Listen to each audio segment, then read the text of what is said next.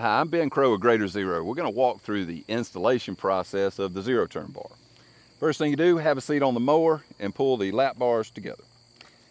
When you take the zero turn bar out of the packaging, if you hold it in your hands like this with the rib parts of the bracket facing the driver, then that's going to go on the outside of your lap bars. Okay, and at this stage, you just want to note the approximate location of each of these brackets. Next step, detach one side and grab the second half of the bracket and put it together and just hold it together with your hand. You're trying to get an idea of whether or not you need to use the rubber spacers that are included in your hardware packs. If you can squeeze this together and there's not a big gap in between to tighten down, then you can go ahead and install these rubber spacers. They just go over the rib part and just snap into place, and then that'll add, girth to your bar for that final stage tightening. Next step is to install the brackets. In your hardware packs, you've got two different size bolts.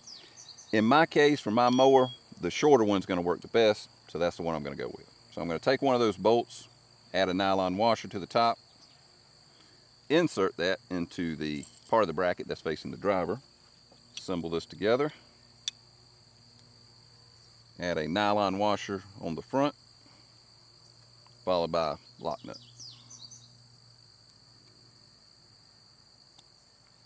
And then I'll repeat that process on the other handlebar. Next step, let's attach the zero turn bar to our brackets. And we want to get the spacing right so that we're even on our lap bars like that. One tip, you may want to tilt the zero turn bar back towards the driver just a little bit, and that way when your arm is extended when you're driving, the zero turn bar is directly above your lap bars. Final step in the install is to tighten the brackets. First, let's remove the zero turn bar. You need two tools. One's an Allen key. We include that in your hardware pack. The other is a wrench, 7/16, or a socket, and that is all you need.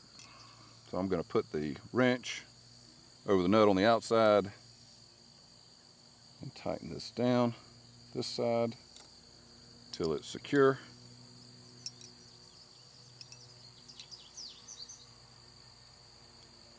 And repeat on this side.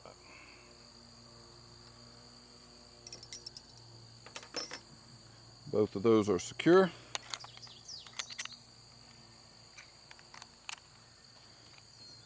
We're done with the install.